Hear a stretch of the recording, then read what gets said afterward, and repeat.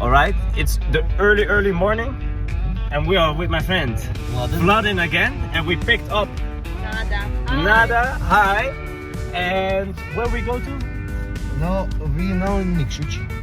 Yes, We go to the church Ostrog. to the church Ostrog. We see you guys there.